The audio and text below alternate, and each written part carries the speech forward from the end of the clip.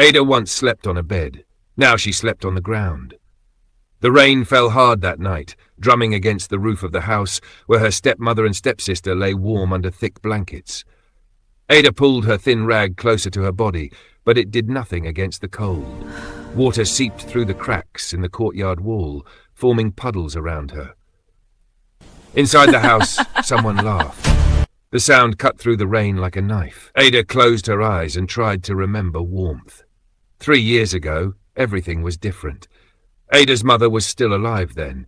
She was a gentle woman with soft hands that braided Ada's hair every morning. Her voice was like honey, sweet and calming. Ada would wake up to the smell of her mother cooking breakfast, and they would eat together, just the two of them and her father. Those mornings felt like dreams now, so far away that Ada sometimes wondered if they had been real at all. The day her mother got sick, the whole world changed. It started with a cough that wouldn't go away. Then came the fever. Ada's father called the healer, but nothing worked. Ada sat by her mother's bedside for weeks, holding her hand, wiping her forehead with cool water. Her mother grew thinner and weaker until she could barely speak. On the last day, her mother pulled Ada close. Her voice was so quiet that Ada had to lean in to hear. "My daughter," she whispered, "life will be hard sometimes, but you must endure. Keep your heart soft, even when the world is cruel. Promise me." Ada promised, tears streaming down her face. Her mother smiled one last time, touched Ada's cheek, and then she was gone. Ada's father broke that day. He stopped smiling. He stopped talking much. He would sit outside for hours, staring at nothing. Ada tried to comfort him, but he seemed lost in a place she couldn't reach. The house felt empty without her mother's laughter, without her songs, without her presence that had filled every corner with light. 6 months later, her father brought home a new wife. Ada remembered the day clearly. The woman arrived with her daughter, both dressed in fine clothes. The stepmother smiled at everyone in the village, her voice pleasant and polite. She brought gifts for the neighbors and spoke kindly to the elders. Everyone said Ada's father was lucky to find such a good woman. But when they were alone in the house, when no one was watching, the stepmother's smile disappeared. Her eyes turned cold. She looked at Ada the way someone might look at a stain on their best dress, something unwanted and dirty. Her daughter, Nkem, was about Ada's age but acted much younger. She whined constantly and demanded everything she saw. The stepmother gave her whatever she wanted. Ada tried to be good. She did her chores without being asked. She stayed quiet. She didn't complain. But nothing she did was ever enough. The stepmother found fault in everything. The floor wasn't clean enough, the water wasn't fetched quickly enough, the food wasn't prepared right. Ada worked harder, trying to please her, but the criticism only grew worse. If you're enjoying this story so far, please subscribe to our channel and hit the like button. Your support helps us bring more African folktales to life. Now, let's continue with Ada's journey. One market day, Ada's father returned with packages. Ada felt a flutter of hope in her chest. Maybe he had brought something for her, something to show he still remembered she existed. Nkem ran to him immediately, squealing with excitement. The stepmother followed, her face bright with anticipation. "What did you bring, husband?" the stepmother asked sweetly. Ada's father pulled out a necklace made of coloured beads. It sparkled in the sunlight. Nkem snatched it from his hands and held it up to her neck. "It's beautiful!" she shrieked. "I love it!" He reached into another package and pulled out a bracelet, then earrings, then a new wrapper cloth with gold threading. Each item was more beautiful than the last. Nkem jumped up and down, trying on everything at once. The stepmother praised her husband's generosity, kissing his cheek. Ada stood to the side, watching. Her father glanced at her once, and she thought she saw something flicker in his eyes. Guilt, maybe, or memory. "I'll bring something for Ada next time," he said quietly. The stepmother's smile tightened. "Of course, husband. Ada understands that Nkem needs these things more.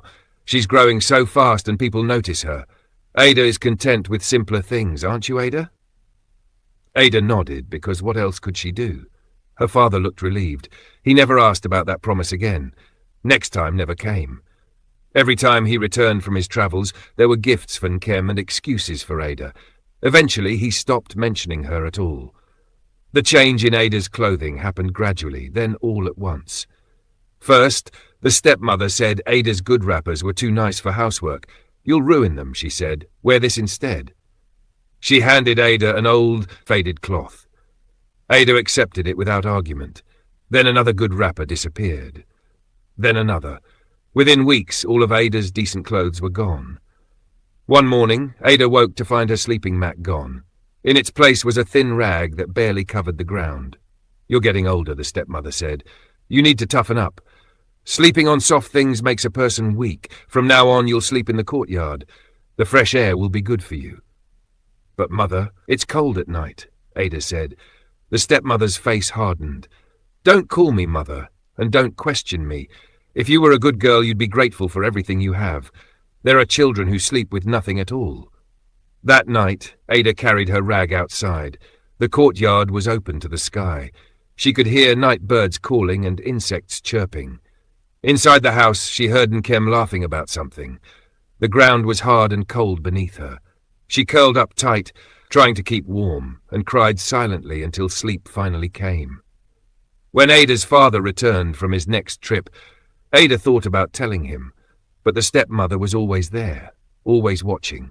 At dinner that night, her father asked casually, "Where's Ada sleeping these days?" "In the courtyard," the stepmother said brightly. It was her idea, actually. She said the house was too warm, that she preferred the outdoors. Young people have such strange ideas, don't they? But I thought, why not? It's healthy for her. Ada opened her mouth to protest, but the stepmother shot her a look that froze the words in her throat. Her father nodded and continued eating. He never asked about it again. Ada realized then that he didn't want to know the truth. Knowing would require him to act, and acting required strength he didn't have. The hunger started soon after. Ada had always been responsible for cooking. She would wake early to start the fire, prepare the yam porridge or the plantains, cook the soup. The smell would fill the house, and her stomach would rumble with anticipation. But when it was time to eat, the stepmother would serve Nkem first, then herself, then Ada's father when he was home. "Is there enough for Ada?" her father asked once. "Of course," the stepmother said. "Ada will eat after we're finished. There's always enough." But there wasn't. By the time Ada was allowed to approach the pot, only scraps remained. Sometimes just the burnt bits stuck to the bottom.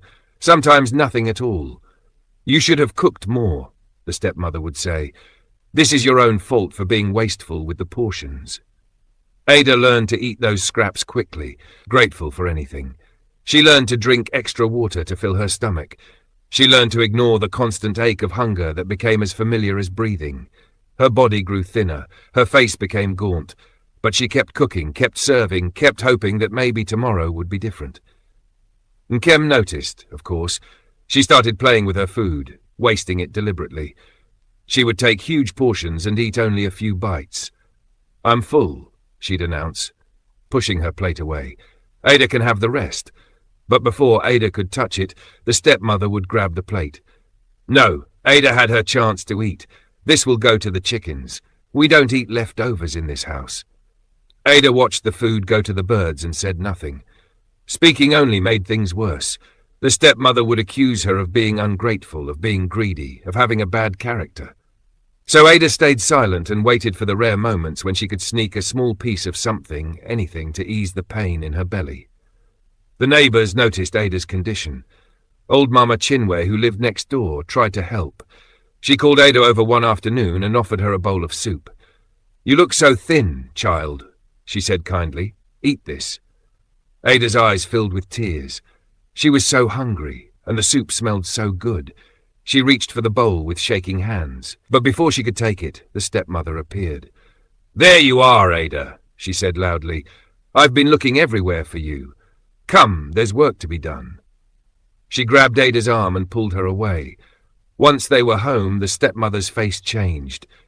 "If I ever catch you begging from the neighbours again, you'll regret it," she hissed. "Do you want everyone to think I don't feed you? Do you want to shame this family?"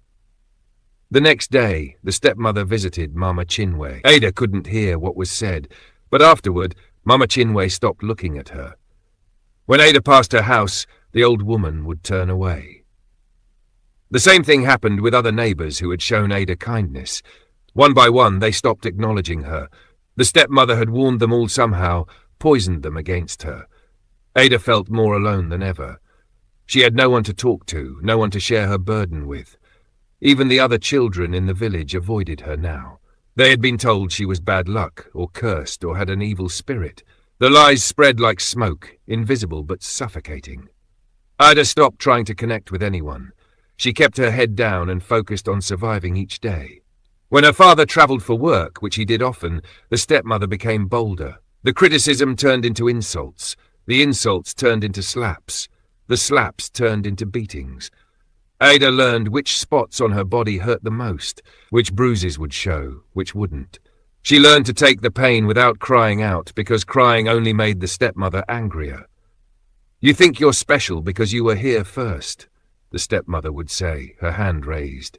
"You think this house belongs to you, but you're nothing. You're just a burden your father is too weak to get rid of." Ada would curl up and protect her head and wait for it to end. Afterward, she would wash the blood from her mouth or the tears from her face and return to her chores. She accepted the pain the way she accepted everything else, as something she had no power to change. The only thing she could control was how she responded. So she chose silence, she chose endurance. She kept her mother's words close to her heart like a secret treasure. Keep your heart soft, even when the world is cruel. The months blurred together. Ada lost track of time. Was it a year since her mother died? 2 years? 3? She couldn't remember. Every day was the same. Wake before dawn, fetch water, start the fire, cook, clean, serve, go hungry, sleep on the ground, endure the cold, endure the insults, endure the pain, survive until tomorrow, then do it all again. Her father came and went like a ghost. He spoke less and less. When he looked at Ada now, his eyes slid away quickly, as if the sight of her caused him pain. Maybe it did. Maybe seeing what his daughter had become reminded him of everything he had failed to protect. Ada didn't blame him anymore. She didn't feel much of anything toward him. He was just another person who had disappeared from her life while still being physically present. Then one day, everything in the village changed. The talking drums sounded early in the morning, calling everyone to the center of the village. Ada was scrubbing pots when she heard them. The stepmother and Ninkem rushed out immediately, too excited to even tell Ada to follow. Ada finished her work, then walked slowly to join the crowd. The village chief stood on the platform, holding a scroll. Next to him were 2 guards wearing the king's colours. Everyone pressed forward, trying to hear. The chief unrolled the scroll and read in a loud voice. "By order of the king, there will be a royal feast in 7 days.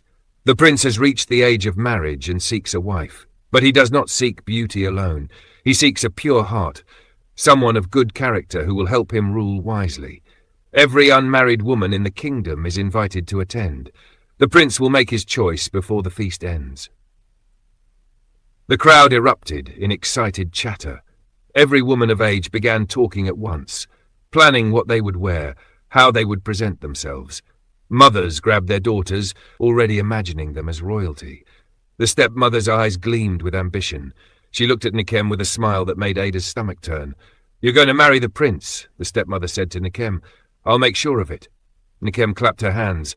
"I'll be a princess. I'll wear a crown. Everyone will bow to me." As the crowd dispersed, Ada felt something strange in her chest. Hope. Tiny and fragile, like a candle flame in the wind, but hope nonetheless. The announcement said every unmarried woman. That meant her too. Maybe, just maybe, this was her chance to escape. She didn't dare dream of marrying the prince, but if she could just get to the feast, if she could just be seen by someone in the palace, maybe someone would help her. Maybe someone would notice her situation and intervene. She kept this hope secret, hidden deep inside where the stepmother couldn't find it and destroy it. The next 7 days were torture. The stepmother threw herself into preparing Ninkem for the feast.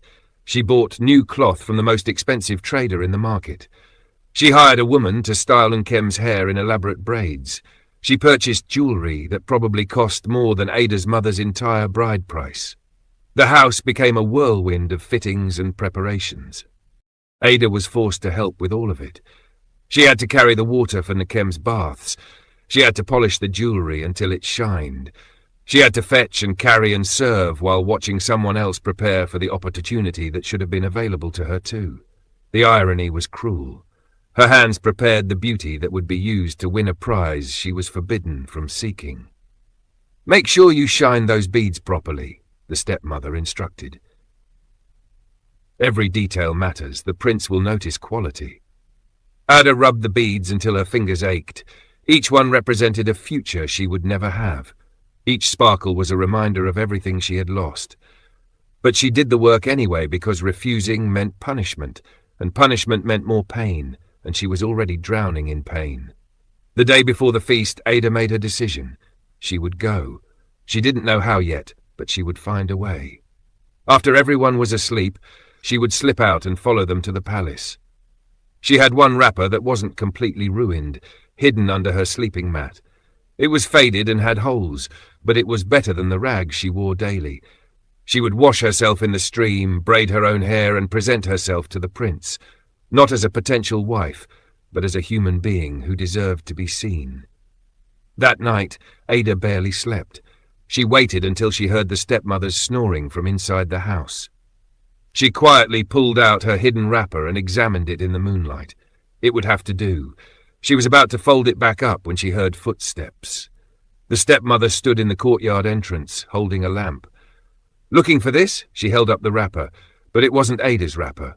It was the same one, but the stepmother had found it earlier. In her other hand, she held scissors. Ada's heart sank. "Please," she whispered, "please don't." "You thought you were clever?" The stepmother's voice was soft, which made it more frightening than her yelling. "You thought you could sneak to the feast like some kind of princess? Look at you. You're pathetic. You're nothing."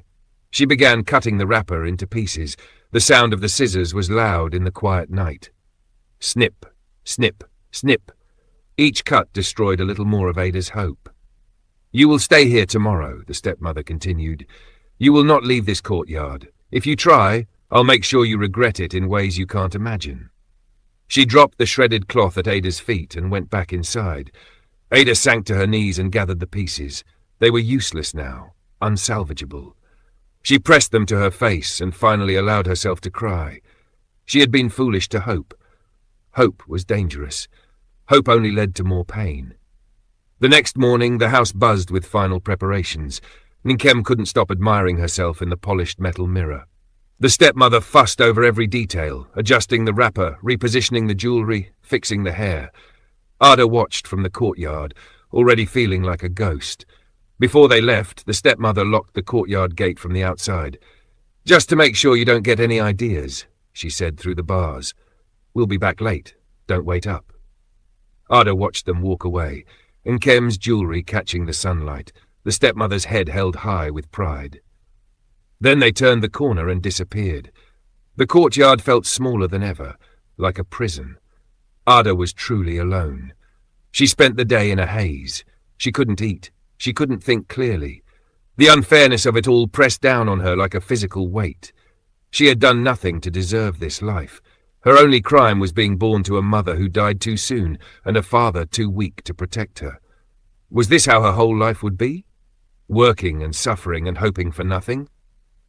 As the sun began to set, Ada realized she needed to fetch water for the house. Even though the stepmother had locked her in, she was still expected to have water ready when they returned. She managed to reach through the bars and lift the latch. She took the water pot and headed toward the stream. The path was quiet. Most people were either at the feast or preparing evening meals. Ada walked slowly, her feet dragging. At the stream, she filled the pot and was about to head back when she saw an old woman sitting by the water. The woman looked ancient, her face wrinkled like tree bark, her hair completely white. She wore simple clothes and had no possessions except a small walking stick. "Child," the old woman called out. "Child, could you help me?" Ada approached cautiously. "Yes, grandmother. What do you need?" "I'm so hungry," the old woman said. "I've been travelling for days. Do you have any food to spare?" Ada's heart ached. She knew what hunger felt like, but she had nothing to give. She had eaten only a small piece of cassava that morning, saved from the previous day. It was in her pocket, meant to ease her hunger later. It wasn't much, but it was all she had. She pulled out the cassava and looked at it. Her stomach cramped with need, but looking at the old woman's tired face, Ada couldn't keep it. She held it out. "It's not much, grandmother, but please take it." The old woman took the cassava with shaking hands. "You would give your only food to a stranger?" "You need it more than I do," Ada said simply. "But child, you look so thin yourself. When did you last eat a full meal?" Ada couldn't remember. Weeks, months. "It doesn't matter, grandmother. Please eat."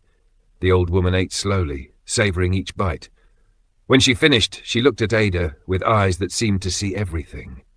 "Why would you be so kind when life has been so cruel to you?" Ada was surprised. How did this stranger know anything about her life? But something about the old woman made her feel safe. The words came out before she could stop them. "Kindness is all I have left," she said. "Everything else has been taken from me. My mother, my home, my dignity. But no one can take away my choice to be kind. It's the only thing that's still mine." The old woman was quiet for a long moment. Then she reached out and touched Ada's hand. Her fingers were warm despite the cool evening air. "Your heart has been seen, child," she said softly. "Truly seen. Not by human eyes, but by something greater. Don't forget to leave a comment below telling us what you think will happen to Ada. And if you're new here, subscribe to our channel for more inspiring African folk tales. Now, let's see what happens next. Ada felt strange tingles where the old woman touched her, like tiny sparks of lightning. "I don't understand, grandmother." "You will," the old woman said. "Soon, very soon. Go home now, child, and when opportunity knocks at your door, don't be afraid to answer." The old woman stood with surprising strength and walked away into the growing darkness. Ada watched her go, confused but also feeling something she hadn't felt in a long time. Not quite hope, but something close to it. A sense that maybe, just maybe, her story wasn't finished yet. Ada returned home and placed the water pot inside. She went to her sleeping spot in the courtyard and lay down. The night was clear, and stars filled the sky like scattered diamonds. She thought about her mother, about the old woman, about kindness and cruelty and everything in between. Sleep came slowly. At the palace, the feast had begun. The great hall was filled with women in their finest clothes, all trying to catch the prince's attention. Musicians played drums and flutes. Dancers entertained the crowd. Tables overflowed with food. It was magnificent, exactly the kind of event people would talk about for years.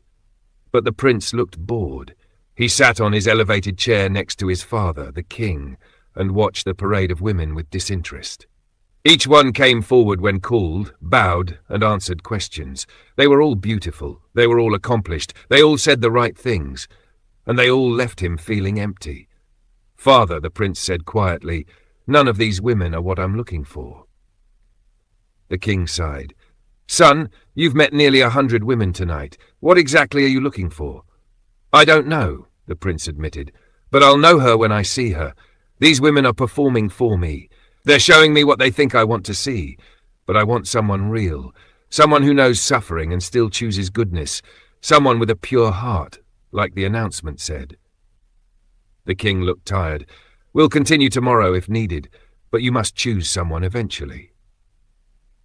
Among the women still waiting was Nkem. The stepmother had positioned them strategically near the front. When Nkem's turn came, she strutted forward with exaggerated confidence.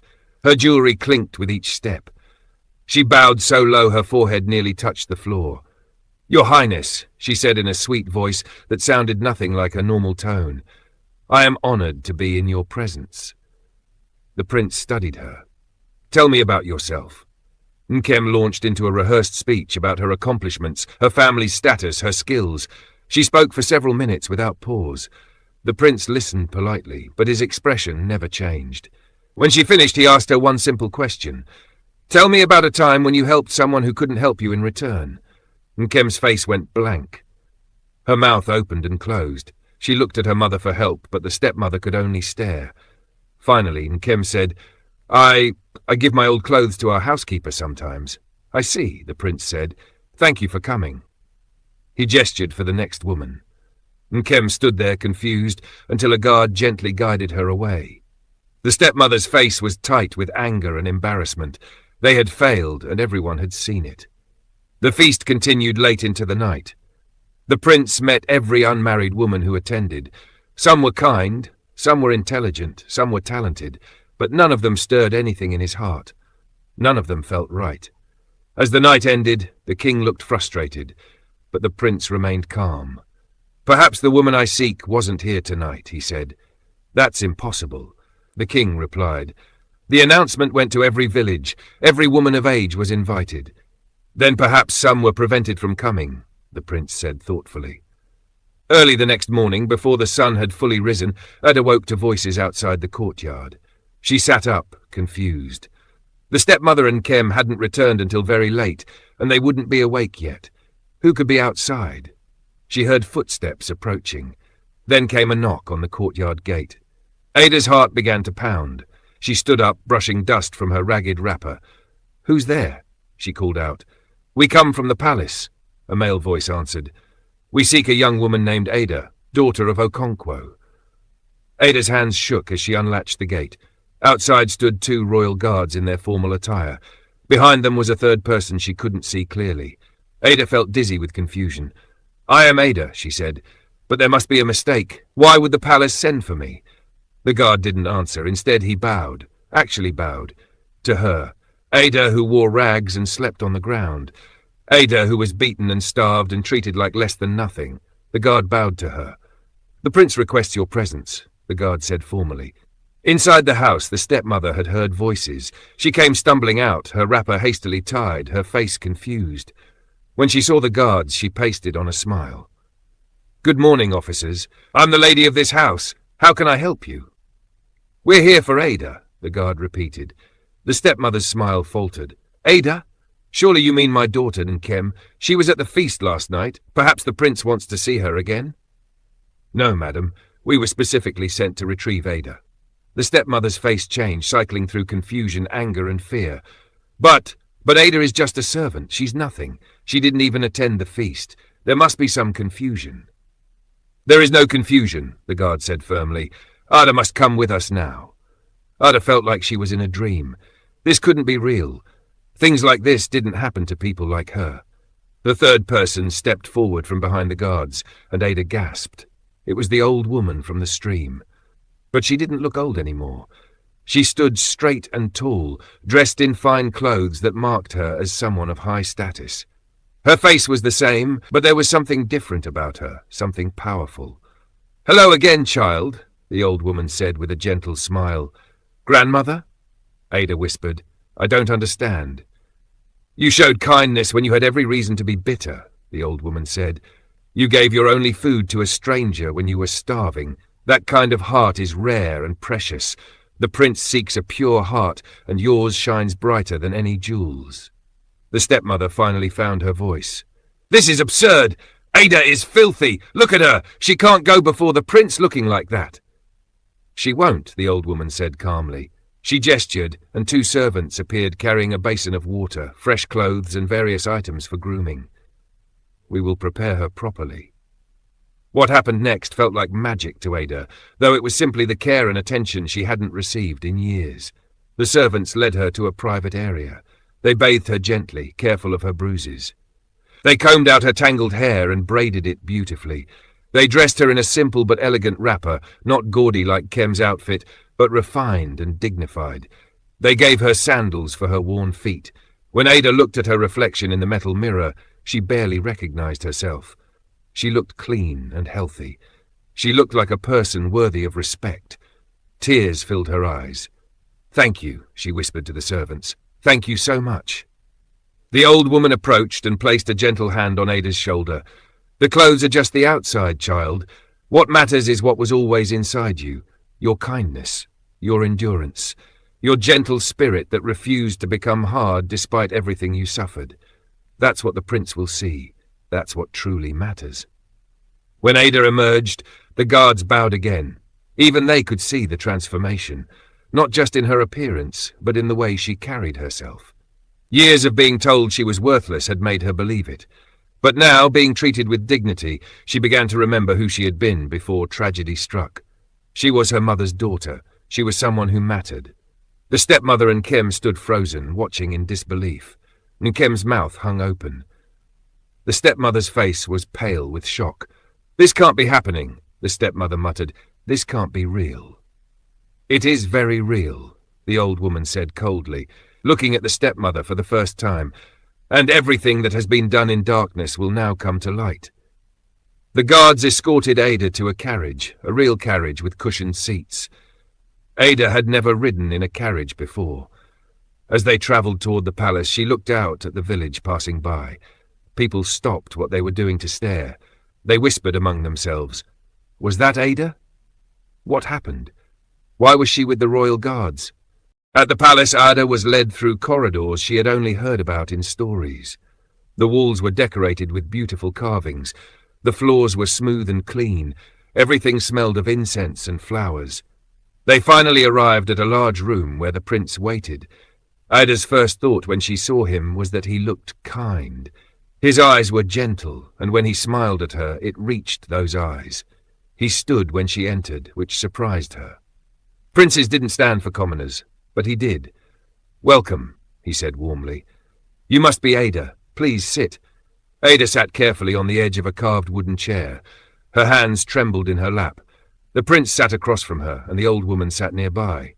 The guards stood at attention by the door. Ada felt like her heart might beat right out of her chest. "I imagine you're very confused," the prince said. Ada nodded, not trusting her voice. "Let me explain," he continued. "When I announced I was seeking a wife, I didn't just want someone beautiful or accomplished. I wanted someone with genuine goodness in their heart. So I asked the council to help me test the women of the kingdom in a different way.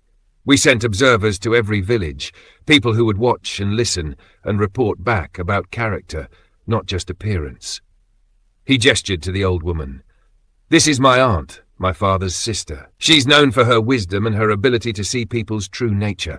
She volunteered to travel in disguise and observe." The old woman nodded. "I visited many villages and met many young women. Most were exactly what they appeared to be. Good people, certainly, but nothing extraordinary. Then I came to your village and I met you. When you gave me your only food," the old woman continued, "I saw something rare. Most people are kind when it costs them nothing. But you were kind when it cost you everything. You were starving, yet you fed me. That level of selflessness, that purity of heart, is what my nephew seeks." The prince leaned forward. "I want to know your story, Ada. All of it. The truth about your life, about how you came to be wearing rags and living in a courtyard, about everything that's happened to you. Will you tell me?" Ada took a deep breath. She had kept silent for so long. The words felt stuck, like they had been buried too deep. But looking at the prince's kind face, and remembering the old woman's gentle touch, she began to speak. She told them everything. About her mother's death, about her father's weakness, about the stepmother's cruelty, about the hunger and the beatings and the isolation, about being locked away while others went to the feast, about giving away her last bit of food because she couldn't bear to see another person suffer. As she spoke, tears ran down her face. She hadn't meant to cry, but the words brought everything back. All the pain she had swallowed, all the nights she had endured alone, all the times she had wanted to give up but kept going anyway. It poured out of her like a flood. When she finished, the room was silent. The prince's face was tight with anger, but not at her, at what had been done to her. The old woman had tears in her eyes. Even the guards looked affected. "You should never have suffered like that," the prince said quietly. "No one should. The fact that you survived it with your heart intact is extraordinary. The fact that you remained kind despite having every reason to become bitter is remarkable." "I made a promise to my mother," Ada said softly. "She told me to keep my heart soft even when the world was cruel. I tried to honor that promise even when it was hard, especially when it was hard." The prince stood and walked to the window. He looked out at the kingdom for a long moment. Then he turned back to Ada. "I want to offer you a choice," he said. "You could return home. We could ensure you're treated better, that your father understands what's been happening, that the abuse stops. You would be safe and cared for. That's one option." He paused. "Or you could stay here, in the palace, not as a servant, but as an honored guest. You could take time to heal, to recover from everything you've endured. And when you're ready, if you're willing, we could get to know each other. I can't promise love will grow, but I can promise respect and kindness and a life free from cruelty." Ada stared at him, unable to process what she was hearing. Was he really offering her a place in the palace? Was he really giving her a choice? For years she had no choices. Everything was decided for her, done to her, taken from her. And now this prince, this powerful man, was asking what she wanted. Ada's voice cracked. She cleared her throat and tried again. I don't know what to say, Your Highness. Say what your heart tells you, the prince said gently. There's no wrong answer. Whatever you choose, you will be protected and cared for. You have my word. Ada thought about returning home, facing her father, watching the stepmother be punished. It would feel good for a moment, she supposed. Justice would be satisfying. But then what? She would still be in that house, surrounded by memories of her mother and ghosts of her suffering. She would still see those walls where she had been broken down day after day. I want to stay, Ada said quietly. If you truly mean it, I want to stay here. The prince smiled, and it was like the sun breaking through clouds. Then stay you shall. We'll prepare rooms for you. You'll have everything you need. Take all the time you require to heal and rest. Over the next few days, Ada discovered what it felt like to be treated like a human being again. She had her own room with a real bed, soft and comfortable. Servants brought her food, actual meals with vegetables and meat and fruit. The first time she saw the plate, she cried. She couldn't help it. So much food just for her, and no one would take it away. The servants were kind and patient. When they noticed her bruises, they brought healing oils. When they saw how thin she was, they made sure she ate regularly, but not too much at once, knowing her stomach needed time to adjust. They spoke to her with respect, calling her by her name, asking if she needed anything. Ada spent the first 3 days mostly sleeping.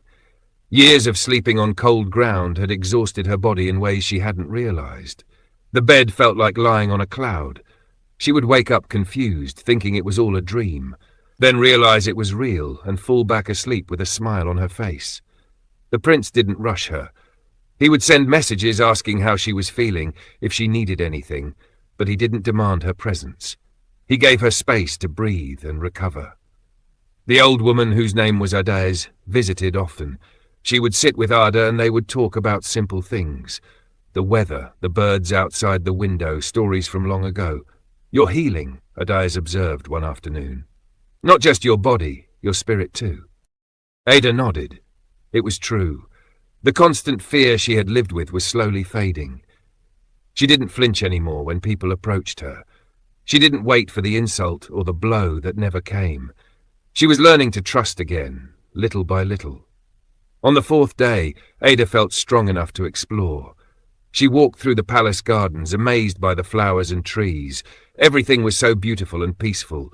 She sat by a fountain and watched the water sparkle in the sunlight. A palace cat came and sat next to her, purring. Ada stroked its soft fur and felt something close to happiness. The prince found her there. May I join you? He asked. Ada nodded and he sat on the bench beside her. Not too close, respecting her space, but close enough to talk comfortably. They sat in silence for a while, just enjoying the garden. Then the prince spoke. I want to apologize, he said. Ada looked at him in surprise. For what, Your Highness? For not finding you sooner. For the fact that you suffered for so long while I was here, comfortable and safe. I know it's not my fault exactly. I didn't know you existed. But still, I wish things had been different for you. You saved me, Ada said softly. That's what matters. You didn't have to. You could have chosen any of those beautiful women at the feast, but you looked for something deeper. You looked for truth. That's rare.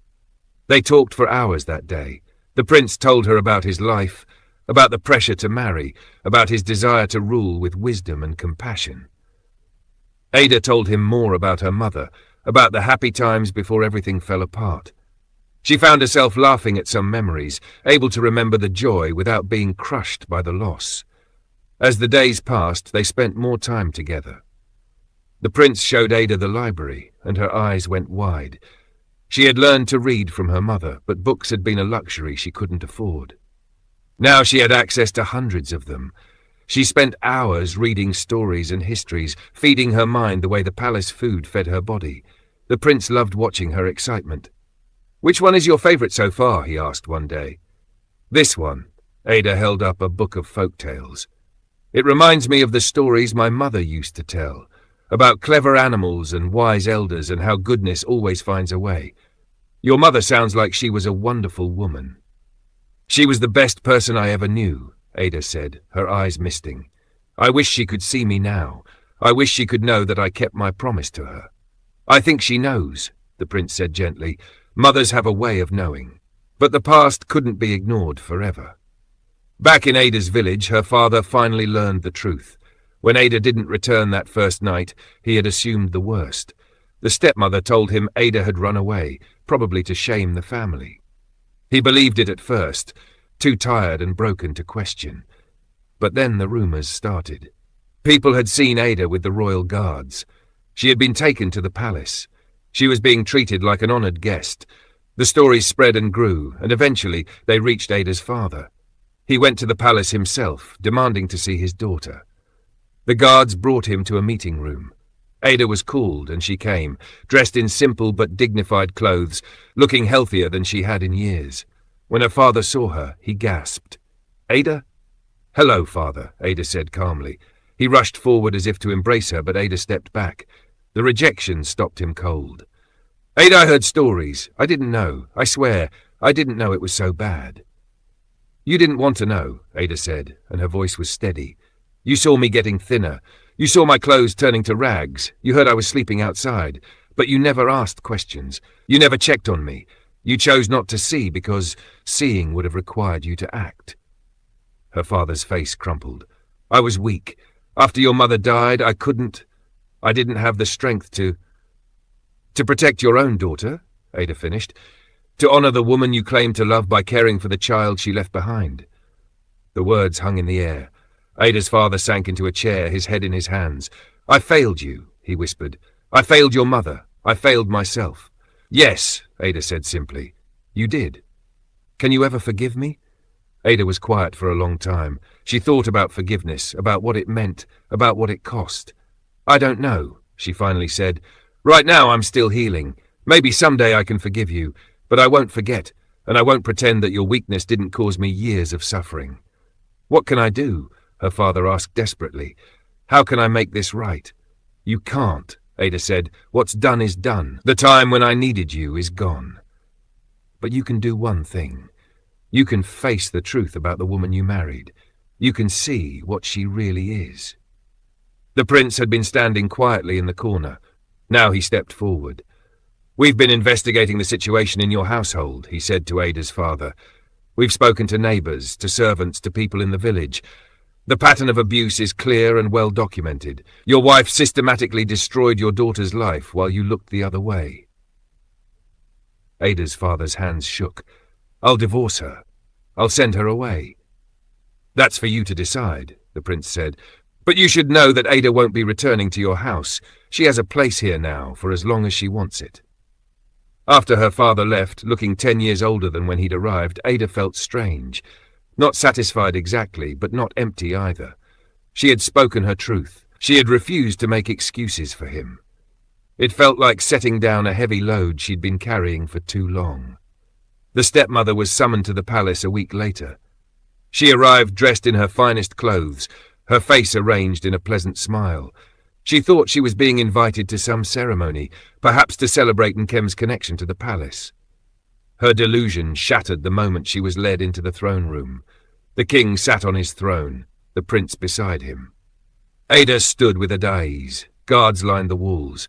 The stepmother's smile faltered when she saw the setup. This wasn't a celebration. This was a trial. "You stand accused of severe mistreatment of your stepdaughter," the king said formally. "Multiple witnesses have testified to years of abuse, starvation, and cruelty. How do you answer these charges?" The stepmother's mind raced. She tried her usual tactics. "Your Majesty, there's been a terrible misunderstanding. Ada was always difficult, always causing problems. I tried my best to discipline her properly. Sometimes firmness is necessary with stubborn children." "Firmness?" Adaise's voice cut through the air like a blade. "You beat her. You starved her. You forced her to sleep outside in the cold and rain. You destroyed her clothes and her dignity. You isolated her from anyone who might help her. You call that firmness?" "She was fed," the stepmother protested. She had a place to sleep. I gave her work to do to build her character. If she complained, she was exaggerating. Young people today are so dramatic. We have testimony from neighbours, the prince said coldly. From the healer who treated her when she collapsed from hunger last year. From the trader who saw the bruises. From your own servants who witnessed the abuse. We have evidence, madam. Your lies won't work here. The stepmother's face changed. The pleasant mask dropped away, revealing the cold cruelty beneath. She deserved it, she hissed. Coming into my house, acting like she owned it, just because she was there first. Looking at me with those judgmental eyes, reminding me every day that I wasn't her precious dead mother. I gave her what she needed. I taught her humility. You taught her suffering, Ada said, speaking for the first time. Her voice was quiet but clear. You taught her what it feels like to be hated for existing. But you failed to break her spirit. That's what really angers you, isn't it? You tried so hard to destroy me, and I'm still here. I'm still kind. I'm still whole. You failed. The stepmother lunged forward as if to attack Ada, but the guards caught her immediately. She screamed and fought, all pretense of civility gone. You think you've won? You think you're special? You're nothing. You'll always be nothing. Remove her, the king said wearily. As the guards dragged the screaming stepmother away, Ada felt nothing. No satisfaction, no joy, just a quiet sense of completion. This chapter of her life was closing. The woman who had tormented her for years would face consequences, would lose her status and her position. Justice would be served, not through revenge, but through truth. Nkem was brought in next. She looked scared, much younger than her years. Without her mother's coaching, she seemed lost. I didn't know, she said immediately. I didn't know it was so bad. You knew enough, Ada said. You saw me in rags while you wore jewels. You saw me go hungry while you wasted food. You watched me suffer and did nothing. I was afraid of Mother, Nkem whispered. She was cruel to me too sometimes. If I didn't do what she wanted, she would. So you chose to stay safe by staying silent, Ada said. I understand that, but it doesn't erase what happened. The king looked at Nkem with something like pity. You're young, and you were under your mother's influence, but you're old enough to know right from wrong. The question is, what kind of person do you want to be? Nkem began to cry. Real tears, not the fake ones she used to get her way. I want to be better, she said. I want to be like Ada. Even after everything, she's still kind. How is that possible? It's a choice, Ada said. Every day it's a choice. You can make that choice too, but you have to mean it. You have to work at it. Before you continue, please take a moment to like this video and share it with someone who needs to hear this message. Your support keeps these stories alive. Now, let's see how Ada's story ends. Nkem was sent back to the village with a warning. Her mother's property was confiscated, and she would have to learn to live simply. The palace would monitor the situation to ensure she wasn't completely abandoned. But the life of privilege was over. It was harsh but fair. Ada's father tried to visit several more times over the following weeks. Each time, Ada refused to see him. She wasn't ready yet, and she had learned that she didn't owe anyone access to her life, not even family. The prince supported her decision completely. You don't have to forgive him, the prince said. Some things break too badly to be fixed. Maybe someday, Ada replied, but not today. As the months passed, Ada and the prince grew closer. It wasn't a fairy tale romance with instant love. It was something deeper and more real. They learned each other's thoughts and dreams. They talked about everything, philosophy and politics, and simple daily observations. They laughed together. They sat in comfortable silence together. The prince fell in love with Ada's gentleness, her wisdom earned through suffering, her ability to see the good in people even after experiencing the worst of them. Ada fell in love with the prince's kindness, his genuine desire to use his power for good, the way he listened when she spoke, really listened. One evening, they were walking in the garden as the sun set. The prince stopped and turned to Ada. I want to ask you something, he said, and I want you to answer honestly, without feeling any pressure. Ada's heart beat faster. What is it? When I first offered you a place here, I said we could get to know each other and see if love grew. Ada, for me, it has grown. I love you. Not despite what you've been through, but because of who you chose to remain through all of it. I love your strength and your softness, your wisdom and your wonder. I want to spend my life with you, if you'll have me." He took her hand. "Will you marry me? Will you be my wife and partner? Will you help me rule this kingdom with compassion and justice?" Ada looked at him, at this good man who had seen her at her lowest and treated her with dignity. She thought about her mother, about promises and choices, and the unexpected ways life can change. She thought about everything she had survived and everything she had yet to experience. "Yes," she said, smiling through tears. "Yes, I will." They were married 3 months later. The wedding was beautiful but not ostentatious. Ada insisted on simplicity and meaning over display. She wore elegant clothes, but nothing excessive. She wanted to remember that her worth came from who she was, not what she wore. The village was invited to the ceremony, including Ada's father. He came and stood at the back, tears streaming down his face. Ada saw him there, but didn't approach. Some wounds needed more time, but she nodded at him once, acknowledging his presence. It was a start, maybe. Or maybe just an ending with a little grace. The stepmother was not invited. She had been sent to live with distant relatives in another region, stripped of her status and influence. Ada heard reports that she still blamed everyone but herself for what happened. Some people never learn. Ada didn't waste energy being angry about it. That woman had taken enough of her life. She wouldn't take any more. As Ada stood next to the prince during the ceremony, speaking vows of partnership and love, she thought about the journey that had brought her here. From a beloved daughter to an abused servant to an honored princess, from rags to jewels, from suffering to joy. But the jewels weren't what mattered. The palace wasn't what mattered. What mattered was that she had survived with her soul intact. She had kept her promise to her mother. She had remained kind when cruelty would have been easier.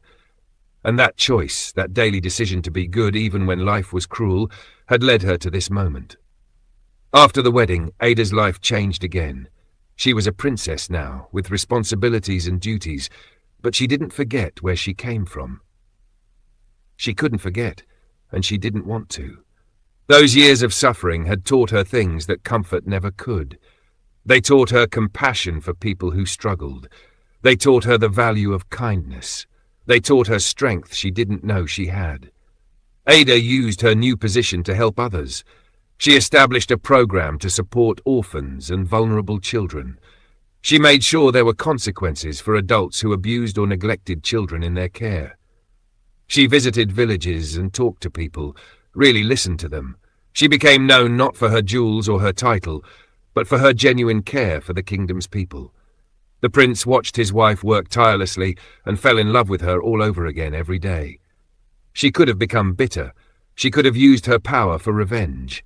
Instead, she used it to prevent others from suffering as she had suffered. She transformed her pain into purpose. One day, about a year after the wedding, Ada received word that her father was very sick. The message said he was asking for her, that he might not have long to live. Ada sat with the letter for a long time. The prince found her there, staring at the paper. "What will you do?" he asked gently. "I should hate him," Ada said. "I should let him die without seeing me. It would be fair after what he allowed to happen." "Fair, perhaps," the prince agreed. "But is it what you want?" Ada thought about her mother, about keeping a soft heart, about choosing kindness even when it was hard, about the difference between justice and cruelty. "I want to go see him," she finally said, "not because he deserves it, but because I need to, for myself, to know that I tried." They travelled to the village the next day. Ada hadn't been back since that first night when the guards came for her. Everything looked the same but felt different. She was different. She walked through the village no longer as a victim, but as a princess. People bowed when she passed. Some looked ashamed, remembering how they had turned away when she needed help. Her father's house looked smaller than she remembered. She entered with the prince at her side. The inside was clean but sparse. The stepmother's expensive decorations were gone. Her father lay on a mat, his body thin and weak. He looked ancient, though he wasn't that old. Guilt and regret had aged him. When he saw Ada, he began to cry. "You came," he whispered. "I didn't think you would." Ada sat down beside him. She didn't touch him yet, but she was there. "I came because I needed to say something," she said. I need to tell you that I forgive you." Her father's eyes widened in shock. "I forgive you," Ada repeated, "not because what you did was acceptable. It wasn't. You failed me completely when I needed you most. But I forgive you because I don't want to carry anger anymore. I've carried enough heavy things in my life. Forgiveness is for me, not for you." "I don't deserve it," her father said. "No, you don't," Ada agreed.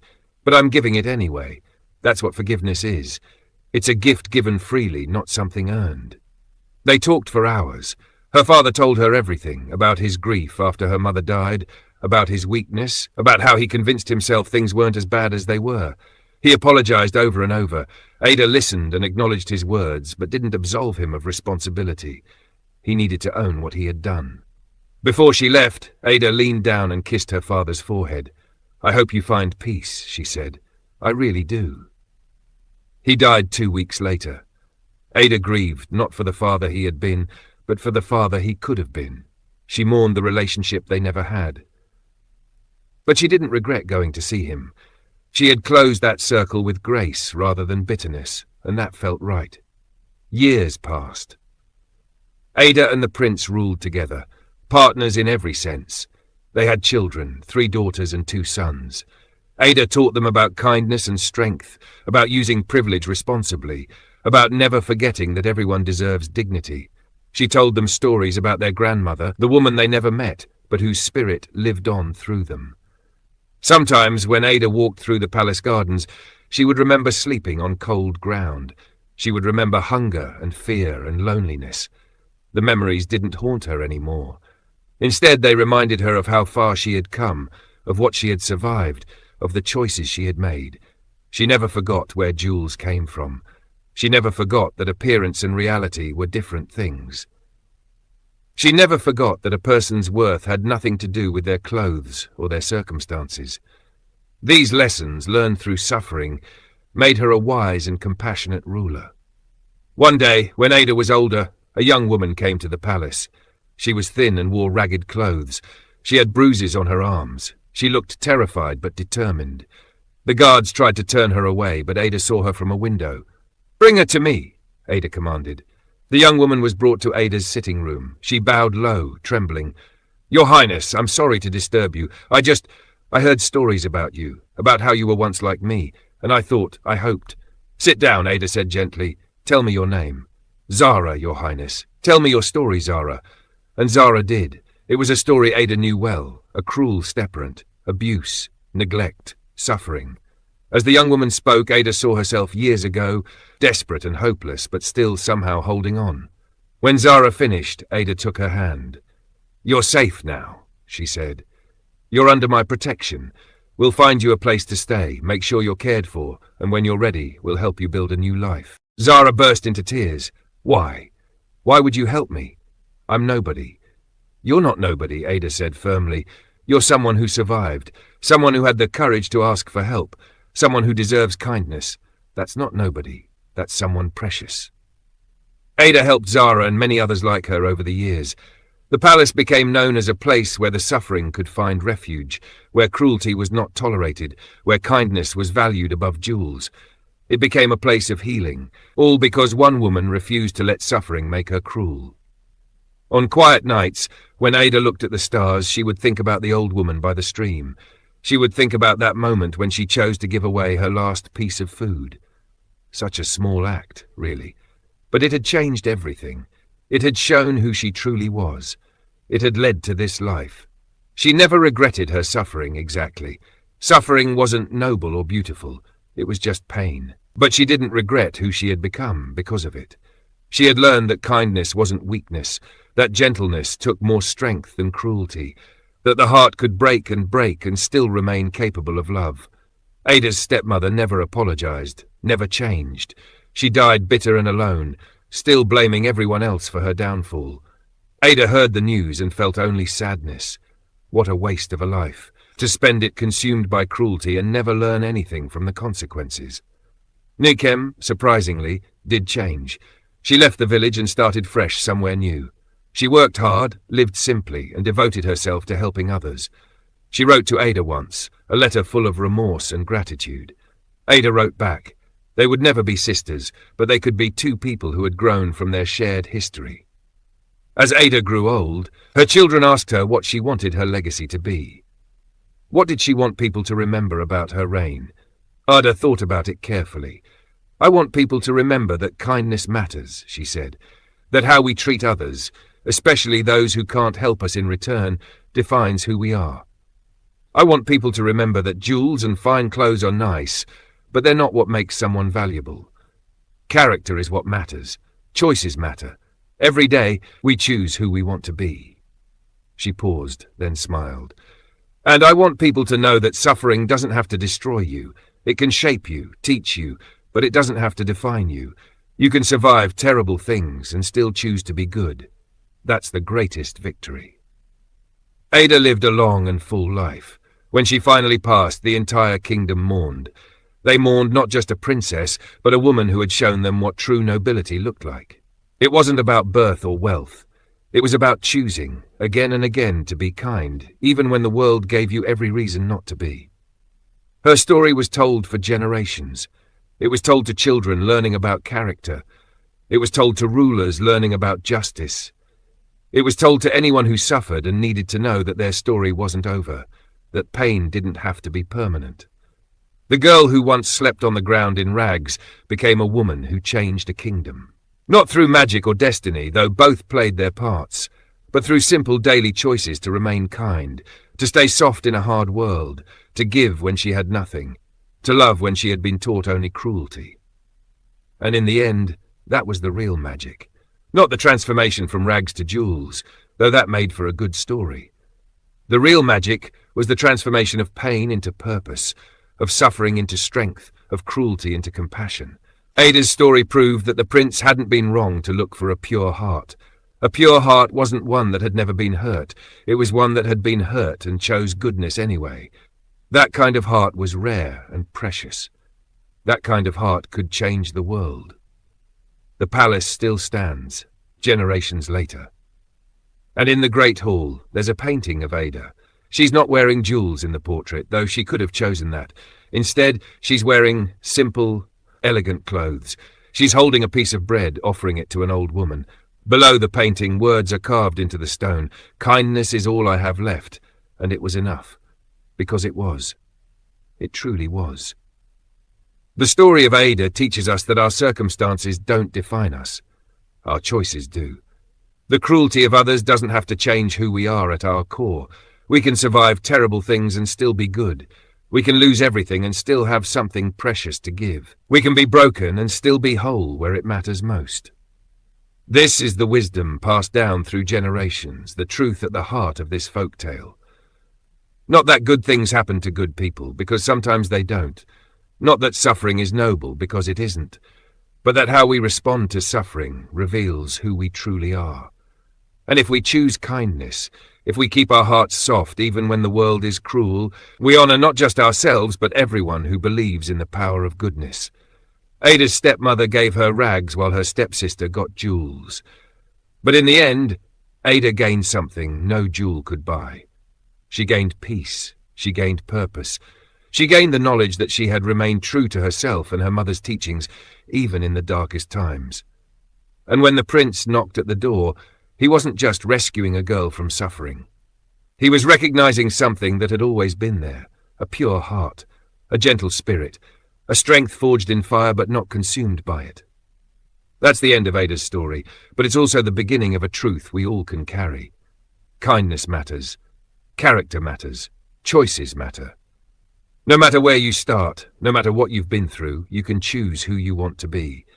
And that choice, made again and again, can lead you to places you never imagined. Thank you for staying with us through Ada's journey. If this story moved you, please subscribe to our channel, give us a thumbs up, and share this tale with someone who needs to hear it. Drop a comment below and tell us what part of Ada's story spoke to you most. We love hearing from you. Until next time, remember to keep your heart soft, even when the world is cruel. There's magic in that choice. If you enjoy African folktales like this, please subscribe now so you do not miss the next story.